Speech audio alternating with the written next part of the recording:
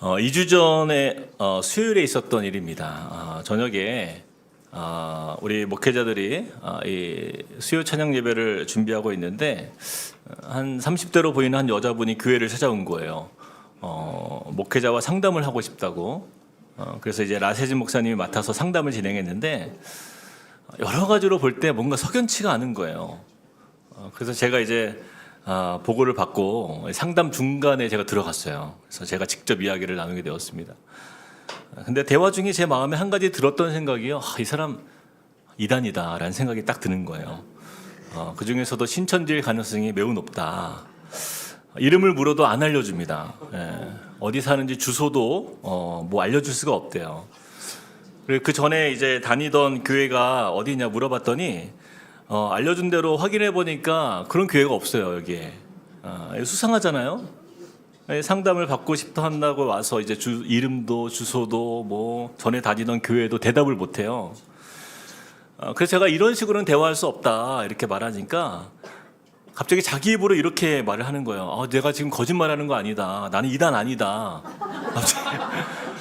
제가 이단이라고 언급한 적이 없어요. 근데 스스로 찔리니까 묻지도 않은 말에 자기도 모르게 그렇게 얘기를 하는 거예요. 그래서 제가 전곡을 찔렀습니다. 제가 그 자리에서 굉장히 정색을 하며 얘기했어요. 당신 신천지지? 제가 이렇게 소리를 쳤어요. 그랬더니 일반적으로 보통 일반 성도들이 그런 얘기를 들으면 거기서 반박을 하지 않습니까? 무슨 소리를 하는 거냐고, 내가 무슨 신천지냐고 그러면서 분명히 화를 내야 되는데 당황을 하는 거예요. 제 눈을 피하는 거예요. 순간 몇 초간 대답을 못 하다가 아니라고 하는데 누가 봐도 당황한 기색이 역력한 거예요. 그래서 더 이상 길게 대화를 나눌 필요가 없겠다. 경찰 부르기 전에 당장 나가라고 소리를 쳤어요. 한 번 더 얼씬거리면 그때는 진짜 경찰 부른다. 아주 야단을 치고는 제가 문을 열고 내보냈습니다. 그랬더니 나가면서 저한테 한마디를 하고 왔어요. 죄송합니다. 그러고서 신천지가 맞았던 거죠. 여러분 교회에 있다 보면 별의별 일들이 다 있습니다. 저는 이런 비슷한 경험들이 너무 많아가지고 뭐 당황스럽지도 않아요 이제는. 전에 교회에 있을 때 이제 신천지 사람 300명이 교회를 둘러싸고 시위를 제가 상대해 본 적이 있어요. 또 예배를 마치고 이제 성도들이 나가는데 신천지 사람들이 이제 거기서 전도지를 나눠주는 사람들 가서 내쫓고 그 사람들 막 싸우고 그런 적도 있고요. 한 번은 신천지 대학생들 10명이 찾아와가지고 우리가 담임 목사를 만나서 토론을 하고 싶다. 토론은 무슨 토론입니까? 경찰 불러가지고 다 내쫓았어요. 여러분 신천지가 교회에 들어오면 엄중하게 내쫓아야 됩니다. 최근에 몇 년 전에 분당에 있는 한 교회가 신천지로 인해서 거의 와해될 뻔했어요.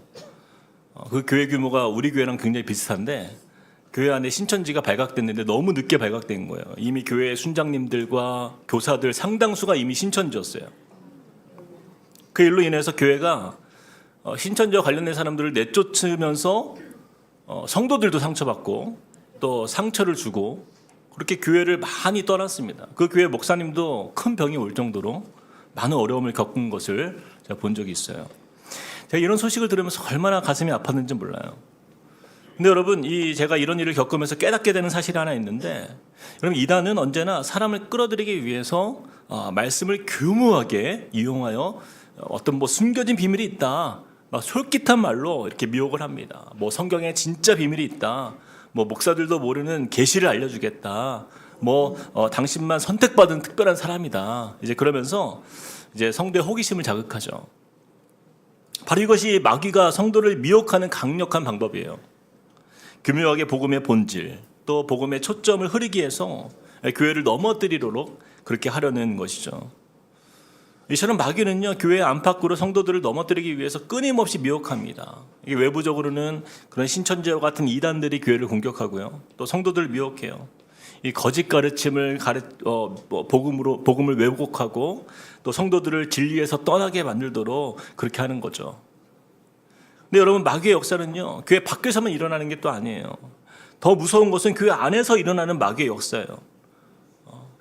내부적인 분열, 다툼, 어떤 여러 가지 정말 정죄와 또한 원망과 성도들이 싸우고 다투고 결국 교회를 하나 되지 못하게 해서 성도들이 서로 사랑하지 못하게 해서 결국 교회됨을 잃어버리게 만드는 건, 그렇죠?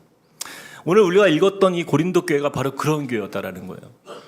여러분, 고린도 교회는 외부의 핍박 때문에 무너진 교회가 아니라 교회 안에 있었던 많은 문제들 때문에 이 병이 들었던 교회였습니다. 나는 바울에게 속했다, 나는 아볼로에게 속했다, 나는 게바에게 속했다. 서로 편을 나누고 서로 비교하면서 그렇게 판단하고 다투는 거예요. 뿐만 아니라 이 고린도전서를 보면은 교회 안에서 음행의 문제가 많았어요. 성도 간의 분쟁으로 인한 소송도 많았고요. 또 하나님께 받은 은사를 자랑거리로 여겨서 성도 안에서 서로 우월감과 열등감, 서로 그렇게 비교하는 일들이 나타났다라는 거예요. 여러분, 사실 이 고린도 교회는 이제 처음부터 그런 교회가 아니었습니다. 그 교회의 시작은요 정말 은혜로웠어요. 사도 바울이 2차 전도 여행 때 약 1년 6개월간 머물면서 직접 복음을 전했던 곳이에요. 1년 6개월 동안 눈물과 기도로 세운 교회가 이 고린도 교회였어요.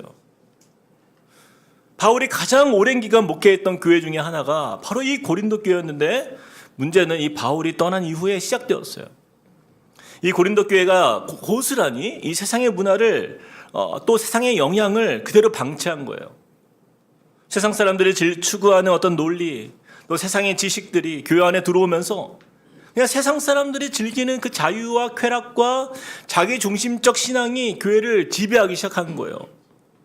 그 결과 교회 안에는 사람들의 여러 가지 논리와 이야기들로 다툼과 분열이 일어났던 것입니다. 성도가 성도를 법정에서 고소하고요. 예배는 무질서해졌고 성도들은 목회자를 의심하기 시작합니다. 심지어 교회를 세운 사도 바울조차도 그의 목회자로서 사도권이 정당하냐, 이것을 가지고 판단하는 거예요. 서로가 아무도 믿지 못하는 그런 교회가 된 거예요. 이런 안타까운 소식을 들은 이 바울이 이 3차 전도 여행 중에 예배소에 머물고 있었을 때 그는 이 소식을 듣고는 큰 충격을 받아요. 그리고 무너져가는 이 고린도 교회를 향하여서 안타까운 마음으로 이 편지를 쓰게 된 바로 그것이 이 고린도 전서인 거죠.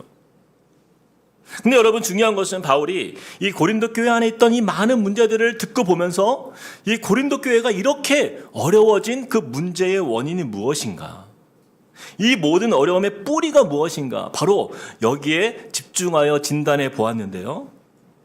고린도 교회의 문제는 물론 지역적인 특성의 문제도 있어요. 또한 타락한 고린도 문화의 문제도 있었어요. 그러나 정작 중요한 핵심적인 문제는 따로 있었다는 거예요. 바로 그들은 교회의 중심이자 복음의 핵심이었던 예수 그리스도와 십자가의 은혜를 놓치고 있었던 것입니다. 그래서 바울은요, 이 모든 문제의 원인을 명확하게 밝히고 그들에게 가르치기 위해서 이 편지를 썼어요. 자, 우리 함께 1, 2절을 한번 읽어보겠습니다. 같이 시작. 형제들아, 내가 너희에게 나아가 하나님의 증거를 전할 때에 말과 지혜의 아름다운 것으로 아니하였나니, 내가 너희 중에서 예수 그리스도와 그가 십자가에 못 박힌 것 외에는 아무것도 알지 아니하기로 작정하였음이라. 사도 바울은 지금 고린도 교회를 향해서 이렇게 말하고 있어요. 내가 너희와 함께 있을 때 내가 무엇을 가르쳤느냐? 내가 너희와 함께 있을 때 내가 무엇을 전했느냐? 내가 세상의 철학을 말했냐? 성공의 자랑을 얘기했냐? 어떤 사람의 논리와 어떤 지혜와 웅변술, 내가 이런 것들을 가르쳤느냐? 아니라는 거예요. 바울은 나는 오직 예수 그리스도와 그가 십자가에 못 박힌 것, 바로 이 복음만 전했다, 이렇게 선언하고 있는 것입니다. 바울은요, 그냥 많은 것들 중에 뭐 십자가도 중요하고 또 예수님도 알아야 한다 정도로 이야기하는 게 아니에요. 그것 외에는 아무것도 알지 아니하기로 작정하였느니라. 교회가 교회됨에 있어서 가장 중요한 본질적 핵심은 바로 이 예수 그리스도와 십자가의 은혜임을 잊어서는 안 된다라고 작정하여 선언하고 있는 거예요. 여러분이 작정하였다라는 말은요, 매우 의도적으로 선택했다라는 뜻이에요. 바울도 지식인이었습니다. 누구보다 배울 만큼 배운 사람이었어요. 당시 최고의 학문과 철학을 논할 수도 있었어요. 화려한 학력을 자랑할 수도 있었습니다. 그러나 그는요, 다른 어떤 것도 가르치지 않았어요. 오직 한 가지, 예수 그리스도와 십자가만 붙들었고 그것을 가르쳤다, 이렇게 말씀합니다. 바울은요, 이것이 교회의 기준이요 생명이라 믿었기 때문이에요. 교회는 이 복음의 기초 위에 바로 설 때만 바른 교회로서 존재할 수 있다는 것을 그는 믿었기 때문입니다.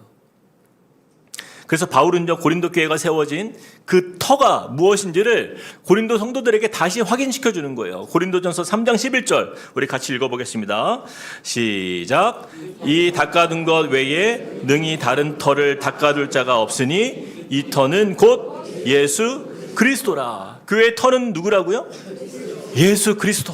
네, 예수 그리스도.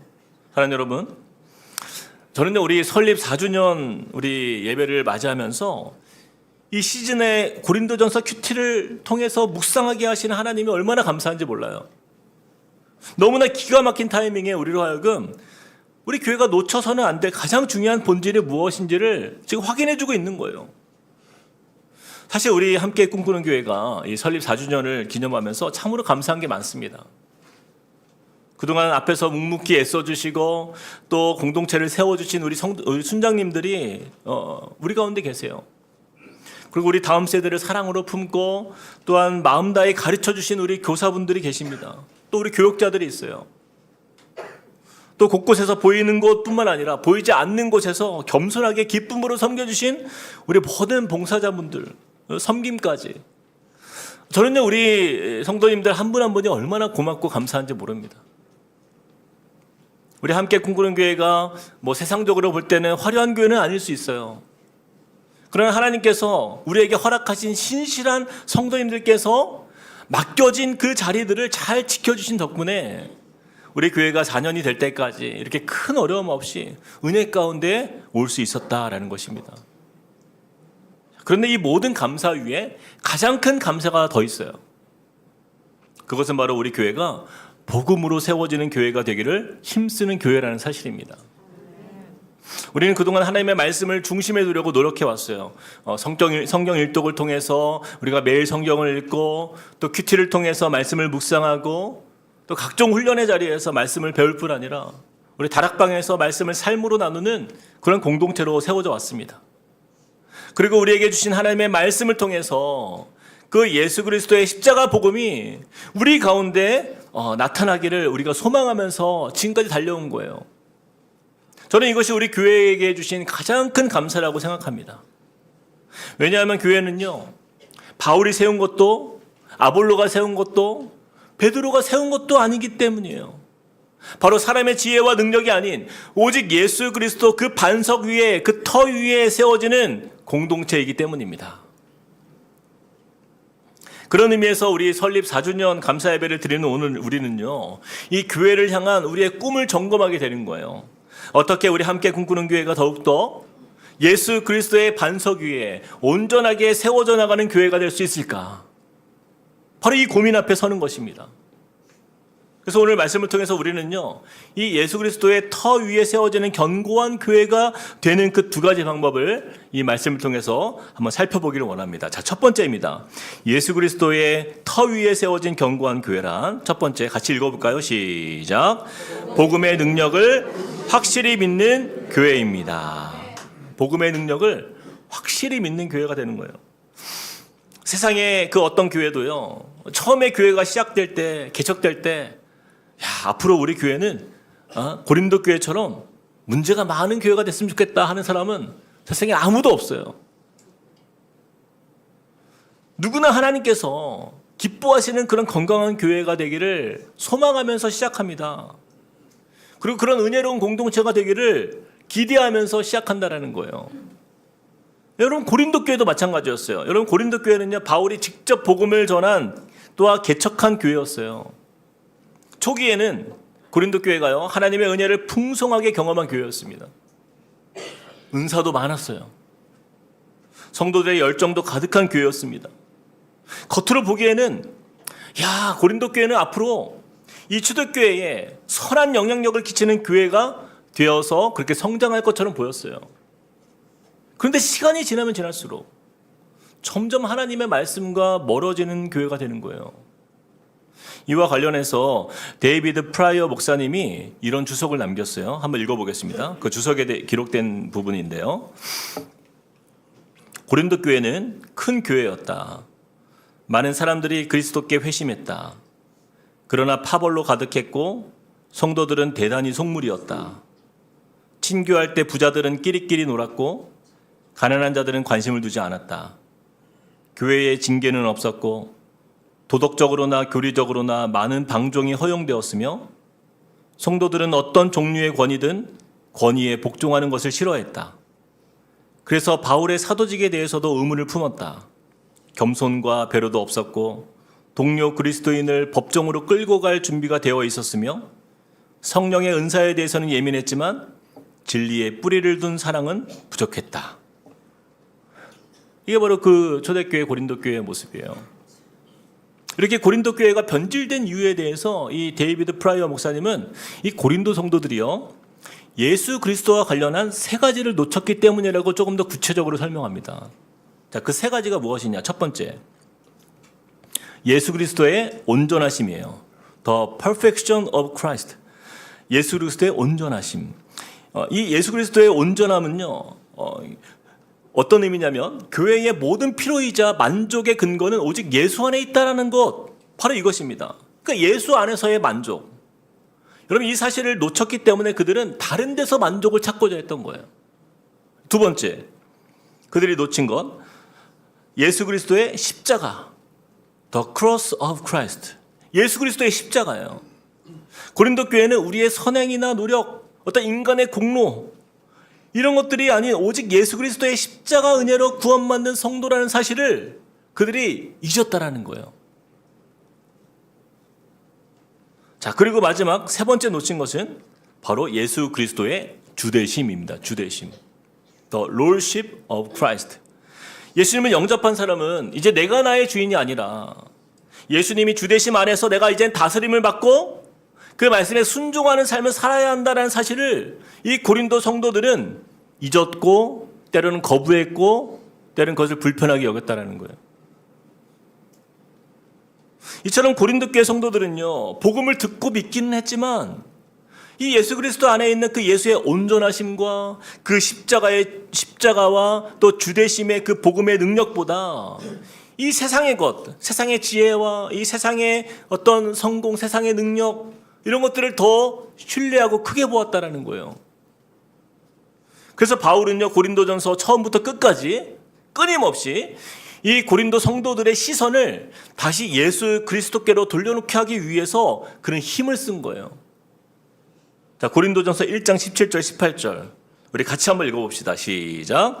그리스도께서 나를 보내심은 세례를 베풀게 하려 하심이 아니요 오직 복음을 전하게 하려 하심이로되 말의 지혜로 하지 아니함은 그리스도의 십자가가 헛되지 않게 하려 함이라.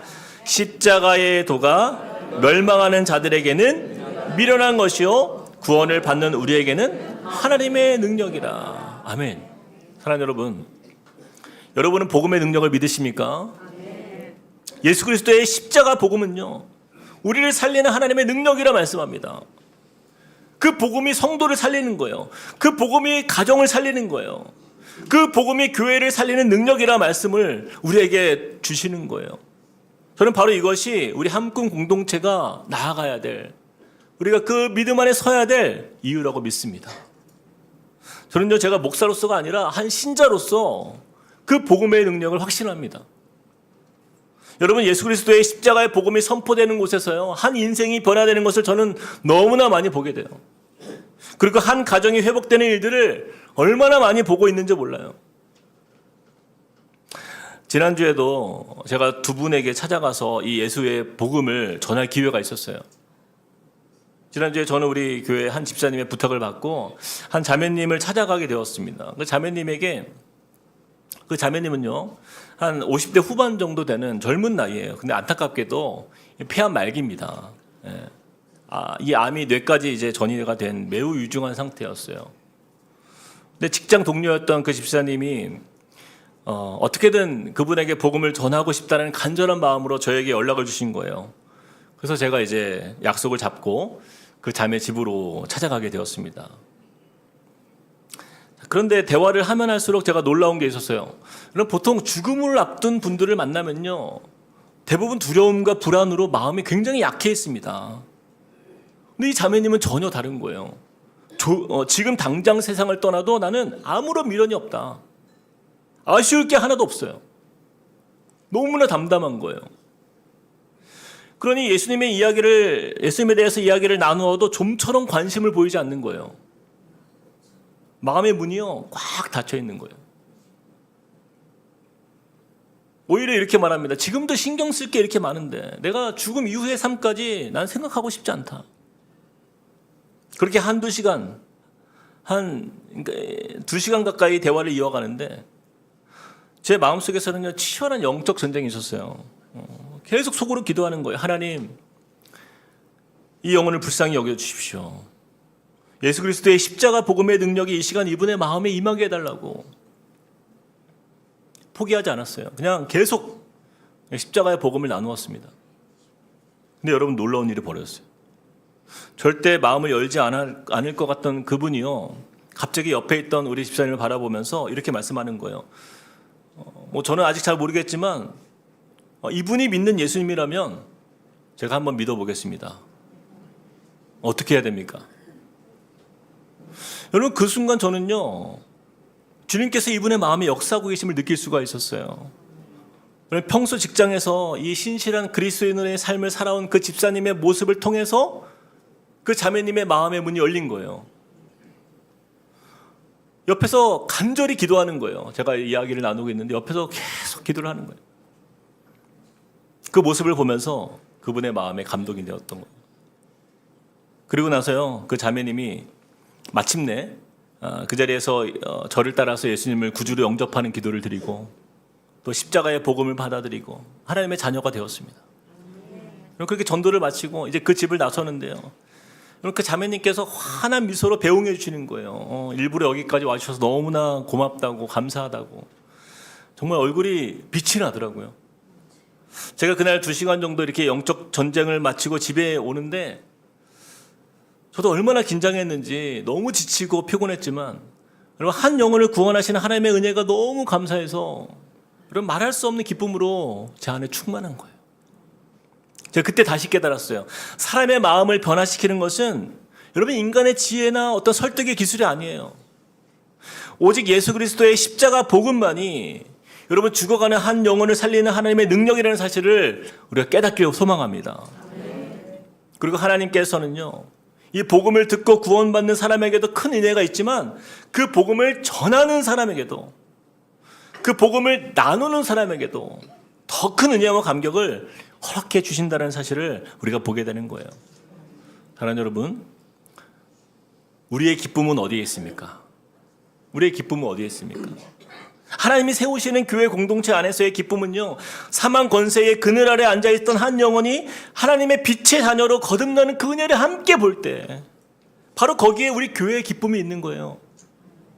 저는 개척 후 4년 동안 우리 함께 꿈꾸는 교회 안에서 그렇게 처음 예수님을 영접하고 변화되어서 신앙생활을 시작하신 우리 성도님들을 볼 때마다, 이 자리에도 계세요, 얼마나 제가 감격이 되고 기쁨이 되는지 모릅니다. 저도 이렇게 기쁜데 하나님은 얼마나 기쁘실까? 하나님 얼마나 기뻐하실까? 그런 감동이 되는 거예요. 누가복음 15장 10절 우리 한번 큰 소리로 읽어봅시다. 자, 같이 시작. 죄인 한 사람이 회개하면 하나님의 사자들 앞에 기쁨이 되느니라. 죄인 한 사람이 회개하면 하나님의 사자들 앞에 기쁨이 되느니라. 한 영혼의 구원은요, 하늘의 기쁨인 거예요. 복음의 능력은 죽어있던 영혼을 살리고 죄인을 하나님의 자녀로 변화시키고 그 기쁨을 우리로 하여금 함께 누리게 하신다 약속하는 거예요. 바로 이 하늘의 기쁨이요, 바로 이 교회의 기쁨이 되는 것입니다. 이 고린도 교회는요, 그 복음의 능력을 확신하지 못했기 때문에 하늘의 기쁨이 사라진 교회였어요. 십자가의 능력보다 사람의 말을 신뢰했고, 복음의 감격보다 세상의 쾌락을 추구했고, 그러면 그 결과 이 교회 안에서 하늘의 기쁨이 사라지기 시작한 거예요. 여러분, 하늘의 기쁨이 사라진 교회는요, 결국 그 기쁨을 어디에서 찾는 거예요? 세상에서 찾는 거예요. 세상의 어두움의 가운데에서 그들은 침체될 수밖에 없는 인생을 살아가는 거예요. 복음의 감격이 사라지면 세상의 즐거움들이 우리를 지배하게 되어 있기 때문입니다. 사랑하는 여러분, 저는요, 우리 함께 꿈꾸는 교회가 예수 그리스도의 십자가 복음 안에서 한 영혼이 구원을 얻고 또 생명을 얻는 것을 가장 큰 기쁨으로 여길 줄 아는 그런 교회가 되어서 하늘의 기쁨이 가득한 우리 모두가 되기를 주님의 이름으로 축복합니다. 자, 두 번째입니다. 예수 그리스도의 터 위에 세워진 견고한 교회란, 같이 한번 읽어볼까요? 시작. 성령의 능력을 의지하는 교회입니다. 성령의 능력을 의지하는 교회입니다. 우리 4절과 5절 이렇게 말씀합니다. 우리 같이 읽어봅시다. 내 말과 시작. 내 말과 내 전도함이 설득력 있는 지혜의 말로 하지 아니하고 다만 성령의 나타나심과 능력으로 하여 너희 믿음이 사람의 지혜에 있지 아니하고 다만 하나님의 능력에 있게 하려 하였노라. 여러분, 사도 바울은 왜 자신의 전도함이 자신의 설득력 있는 지혜의 말로 아니하였다 이렇게 말씀합니까? 여러분, 우리 교회가 아무리 강단에서 복음이 선포되고 또 다락방에서 복음을 나누고 삶에서 복음을 나누려 애써도 여러분, 다만 성령의 나타나심과 능력으로 하여, 바로 이 표현처럼 성령의 나타나심과 능력이 없으면요, 아무런 능력도 없습니다. 이게 교회예요. 바울은 이것을 너무나 잘 알고 있었어요. 자신이 교회를 개척하고 아무리 내가 멋진 말로 복음을 잘 설명하고 내가 말의 지혜를 가지고 그들에게 설교하여도 성령께서 일하시지 않으면 우리는요, 복음을 깨달을 수가 없어요. 이것이 바로 하나님이 세우신 영적인 원리입니다. 그래서 4절, 내 말과 내 전도함이 설득력 있는 지혜의 말로 하지 아니하였다.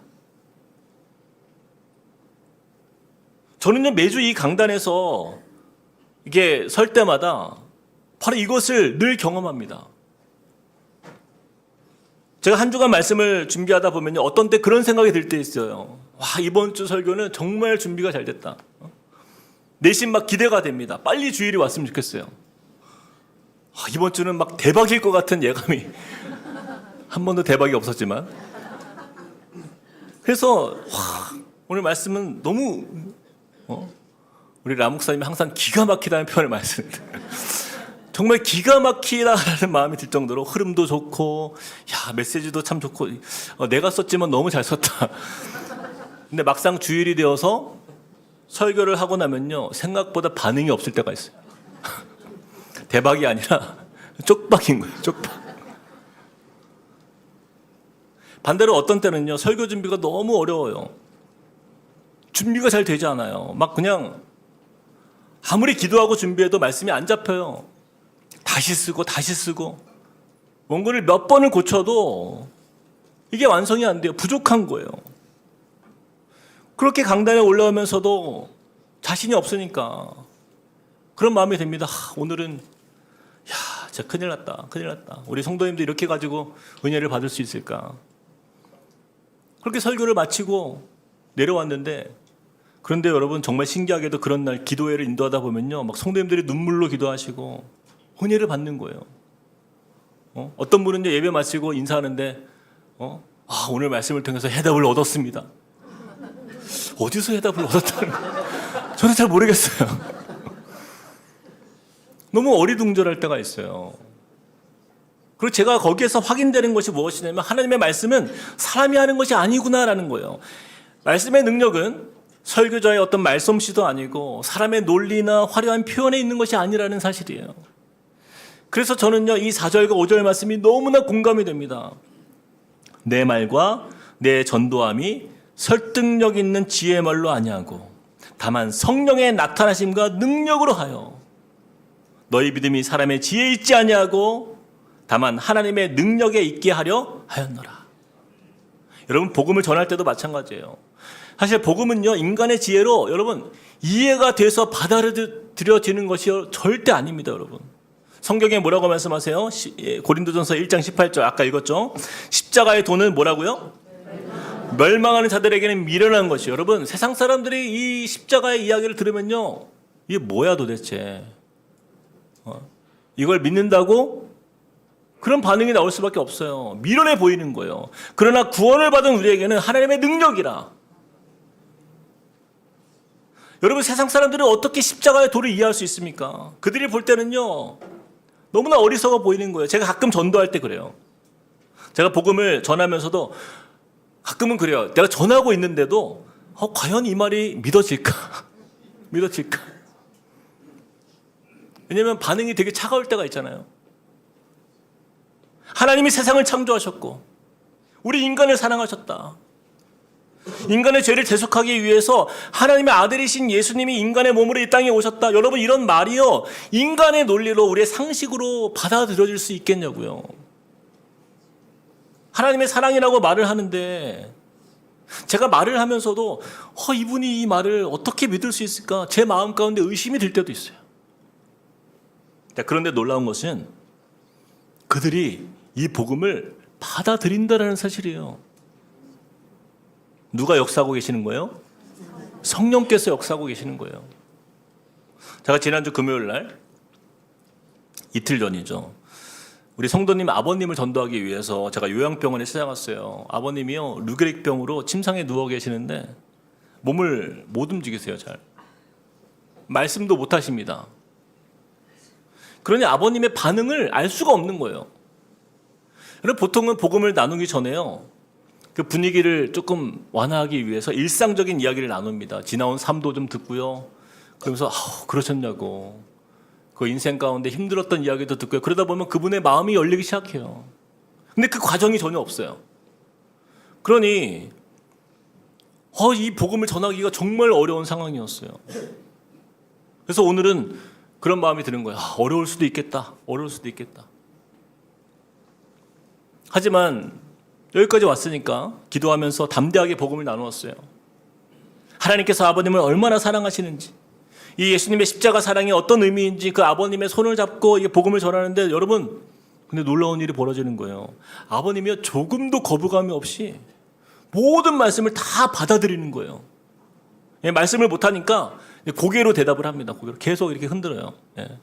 아멘으로 대답하는 거예요. 아멘 하시면 고개를 끄덕여 보세요 하면 이렇게 고개를 끄덕여요. 계속. 그렇게 영접 기도가 맞춰지고 아버님이 예수님을 받아들이고 하나님의 자녀가 되었어요. 사랑하는 여러분, 이 일을 누가 하신 거예요? 맞아요. 누가 그분의 마음을 여신 거예요? 우리 성령님께서 그 아버님의 마음을 여시고 그 예수 그리스도의 복음이 하나님의 능력이 되게 하신 거예요.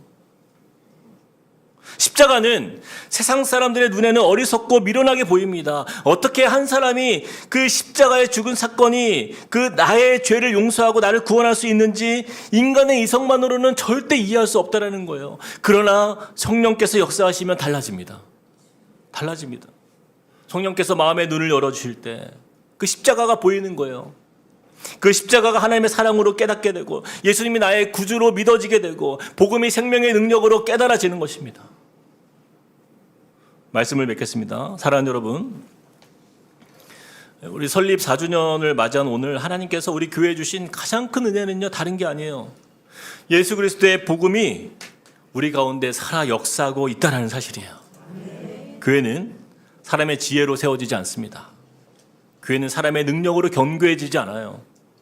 교회는 오직 예수 그리스도와 그 십자가에 못 박히신 복음 위에 세워지는 것인 줄 믿습니다.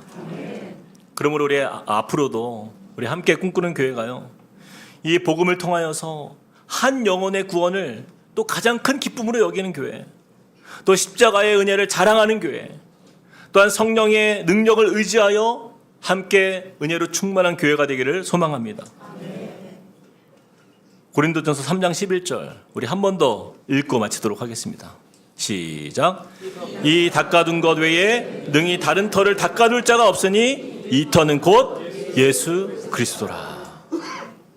예수 그리스도만이 우리 교회의 터가 되시고 또 십자가 복음만이 우리 교회의 능력이시고 성령의 역사만이 교회의 소망을 이루는 줄 믿으시기를 주님의 이름으로 축복합니다.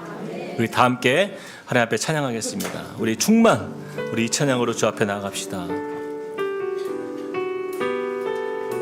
주님, 우리의 마음 가운데 예수 그리스도로 충만한 믿음의 삶이 또한 우리 가운데 이루어지며 또 우리 교회가 되기를 소망합니다. 함께 찬양하겠습니다. 무명이어도 공허하지 않은 것은 예수 안에 날 만족함이 가난하여도 부족하지 않은 것은 예수 안에 오직 나는 부요함이라. 고난 중에도 견뎌낼 수 있는 것은 주의 계획 믿기 때문이라. 실패하여도 일어설 수 있는 것은 예수 안에 오직 나는 승리함이라. 난 예수로 충만하네. 난 예수로 충만하네. 난 예수로 충만하네. 영원한 내 안에 살아계시네. 내 몸이 약해도 낙심하지 않네. 예수 안에 난 완전함이라. 예수의 완전하심, 그 은혜가 우리 안에 있습니다. 화려한 세상 부럽지 않은 것은 난 예수로 내 모든 공급자가 되시며 우리의 기쁨이 되시는 예수 그리스도의 은혜를 찬양합니다. 난 예수로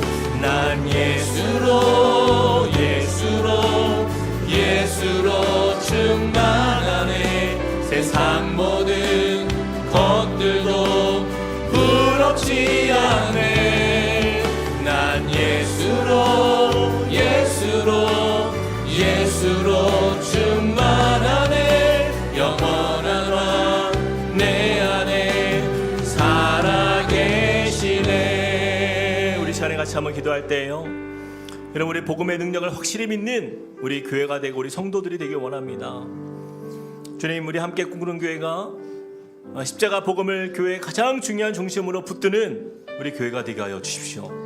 우리 예배와 또 다락방 또 모든 우리의 모임들 속에서 예수 그리스도와 그 십자가의 은혜가 분명히 드러나게 하여 주셔서 주님, 그 십자가의 터 위에 온전히 세워지는 교회로, 그래서 우리의 한 영혼이, 우리의 가정이, 우리의 모든 성도들의 삶 속에 하나님 복음으로 온전히 가득한, 그 기쁨으로 충만한 하늘의 기쁨이 가득한 교회가 될 수 있도록 은혜를 달라고 우리 같이 한번 기도하겠습니다. 사랑과 은혜 하나님 주님을 의지합니다.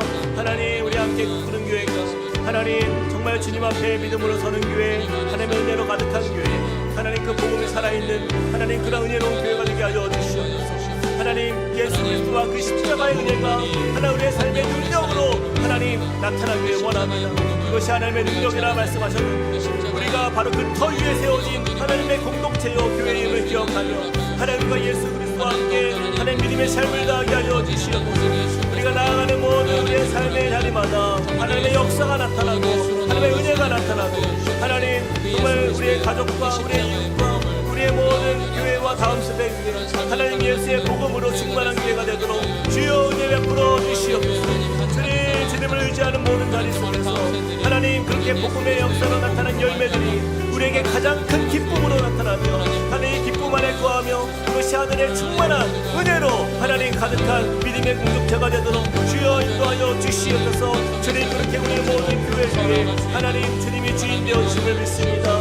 주님의 그 주되심을 우리가 선언하게 하여 주시고, 하나님 그 십자가와 하나님 꼭 우리를 향하신 온전하신 하나님 우리의 삶을 전부도 아주 큰 너무나도 놀라운 하나님의 역사임을 기억하게 하여 주시옵소서.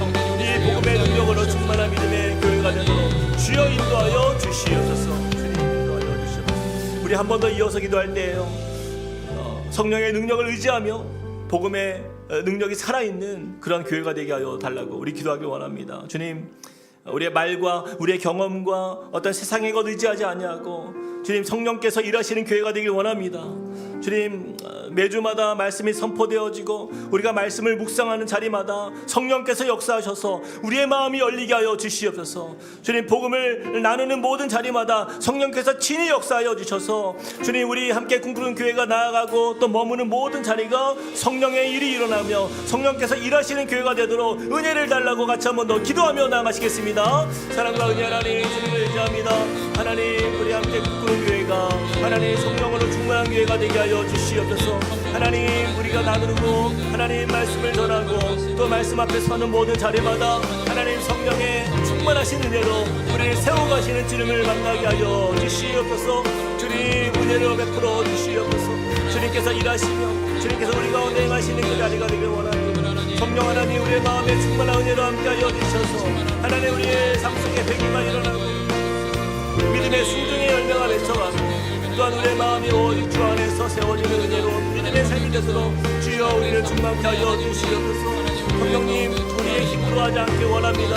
하나님, 오직 성령의 능력이 하나님의 능력으로 우리의 삶 속에 임하게 하여 주셔서 주님, 우리는 그저 순종할 뿐 주님이 이루시는 자리가 되게 하시고 주님이 행하시는 자리가 되게 하시고 주님이 이루시는 자리가 되도록 주여 역사하여 주시옵소서. 성령님, 우리의 마음 가운데 그 은혜로 하나님의 충만한 주의 은혜로 역사하여 주셔서 하나님, 우리의 모든 삶에 주님의 일하심과 주님의 보호하신 은혜 하나님, 우리가 날마다 감사하고 하나님과 친밀한 나눔을 하나님 그런 믿음의 삶이 되도록 우리 가운데 역사하여 주시옵소서. 주여 함께하여 주시옵소서. 우리 다 함께 그 자리에 일어나서 찬양하겠습니다. 내가 누려왔던 모든 것들이 내가 지나왔던 모든 시간이 내가 지나왔던 모든 시간 내가 걸어왔던 모든 순간이 내가 걸어왔던 모든 순간 당연한 것 아니라 은혜였소. 당연한 것 아니라 은혜였소. 아침 해가 뜨고 저녁에 노을 아침 해가 뜨고 저녁에 봄의 꽃향기와 가을의 열매 봄의 꽃향기와 가을의 열매 변하는 계절의 모든 순간이 변하는 계절의 모든 순간이 당연한 것 아니라 바로 하나님의 은혜였음을 우리가 믿음으로 선포합니다. 모든 것이 은혜, 모든 것이 은혜,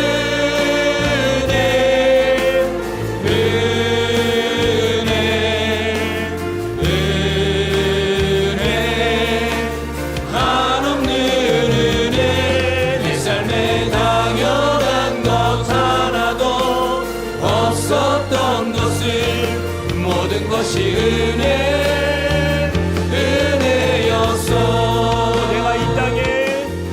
내가 이 땅에 태어나 사는 것 어린아이 시절과 지금까지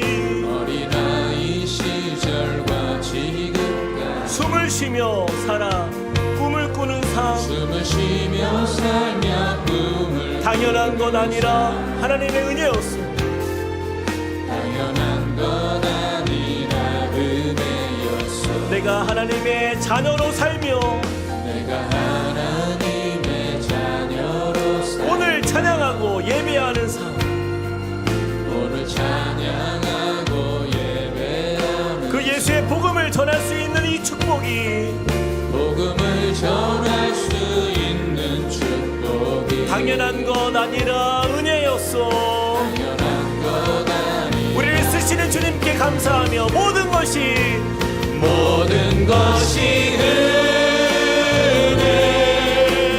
은혜,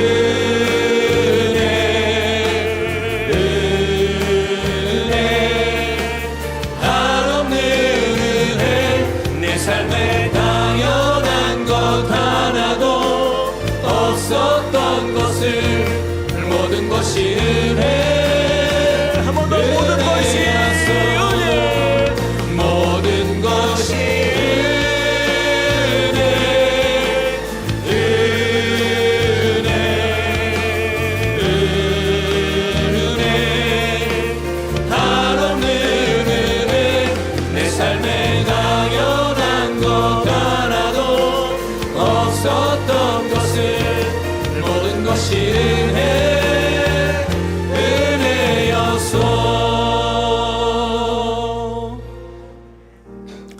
이 닦아둔 것 외에 능히 다른 터를 닦아둘 자가 없으니 이 터는 곧 예수 그리스도라. 아멘. 사랑과 은혜 하나님 감사합니다.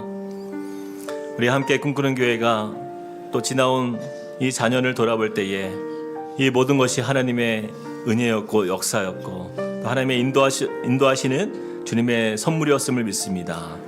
주님, 우리 교회가 오늘 주신 말씀을 붙들고 예수 그리스도와 그 십자가의 은혜로 그 복음을 통하여 우리 한 영혼이 주 앞에서 기쁨을 얻고 한 가정이 주 안에서 회복과 기쁨을 얻고 온 교회가 그러한 기쁨의 은혜의 소식들로 가득한 풍성한 믿음의 공동체가 되게 하여 주시옵소서.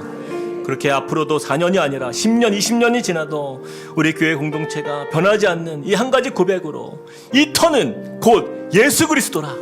이 교회는 바로 예수 그리스도께서 세우신 교회요, 주님의 이름이 드러나는 교회며 주님의 찬양받는 교회가 될 수 있도록 은혜 더하여 주시옵소서. 이제는 우리 주 예수 그리스도의 은혜와 하나님 아버지의 크신 사랑과 성령님의 감동, 감화, 교통하심의 은혜가 오늘 말씀을 통하여서 복음이 살아있는 교회, 또한 복음의 역사가 나타나는 교회, 바로 예수 그리스도께서 주인 되신 그 터 위에 우리가 함께 세워져 나가기를 꿈꾸며 소망하는 모든 성도들 머리 위에, 그리고 가정과 함께 꿈꾸는 교회 위에 이제로부터 영원토록 함께 하시기를 간절히 축원하옵나이다. 아멘.